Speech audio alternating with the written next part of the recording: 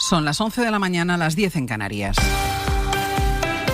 La suspensión por parte de Rusia del acuerdo para exportar grano desde puertos de Ucrania está provocando un alza en los precios, Antonio Martín. Sí, los mercados de futuros del trigo o del maíz recogen ya hasta ahora un incremento en plena época de subida de la inflación en Europa o en los Estados Unidos, mientras los barcos ucranianos tratan de salir de puerto, algunos lo han hecho, pero no tienen seguro que luego puedan navegar por el Mar Negro. Amplía Pablo Anzola.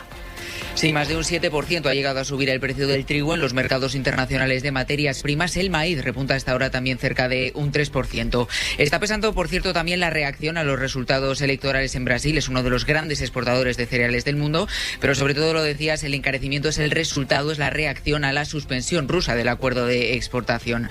Los movimientos hasta ahora recuerdan mucho a lo que vimos al comienzo del conflicto entre Rusia y Ucrania, este último, el llamado granero de Europa. La firma del acuerdo para liberar la exportación alivió la tensión en los precios y ahora la ruptura vuelve a incendiar el mercado con el riesgo que puede suponer además para el abastecimiento global de alimentos. Por lo demás, el Partido Popular sigue justificando su decisión de romper el pacto para renovar el Poder Judicial por la reforma del delito de sedición. El coordinador general del PP acaba de preguntarse además si va a haber otras modificaciones legales de otros delitos. Es Elías Bendodo. ¿Qué será lo próximo, por tanto, tras rebajar el delito de sedición?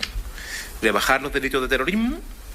¿Bajar los delitos de corrupción para así no tener que indultar, por ejemplo, a Griñán y a todos los condenados por los ERES en Andalucía? Es mejor descubrir el engaño a tiempo y parar la negociación que dejarse engañar y, sobre todo, engañar a los españoles.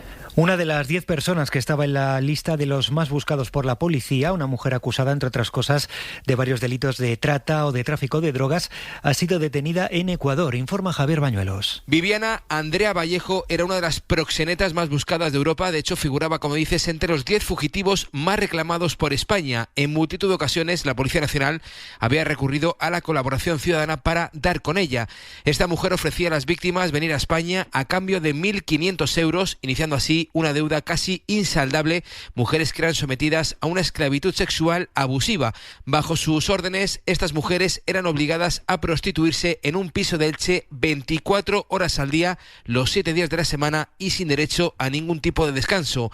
Esta criminal ha sido detenida en Ecuador. Desde allí dirigía una red que captaba mujeres colombianas. Podría enfrentarse ahora a más de 30 años de cárcel. Y sumamos del exterior. En la India, las autoridades han elevado ya a 141 los muertos tras el colapso de un puente. Este fin de semana, a esta hora, continúan las labores de rescate en ese puente, en el que, según los medios indios, en el momento de la caída podrían haber estado allí unas 500 personas. Y nos queda la información del deporte. Juan Antonio Sampedro, buenos días. Buenos días, Antonio. El Barça viaja a Praga, donde mañana completa la fase de grupos de la Champions ante el Victoria Pilsen. Nada en juego en lo deportivo, sí en lo económico. Los casi 3 millones de euros que otorga la Victoria. Ha dejado Xavi en Barcelona a Busquets y Lewandowski. A los que da descanso entran en ella, en la lista, 4 canteranos: Alex Valle, Marc Casado, Ilias Amokachi y Álvaro Sanz. El Atlético viaja también a Oporto, donde mañana se juega a cerrar la tercera plaza, que le mantendría en competición continental a través de la Europa League. Y en casa se completa hoy la jornada 12 con el Elche Getafe en primera a las 9 y a la misma hora Levante Sporting de la 13 en segunda. Tiempo ya para la información de su comunidad.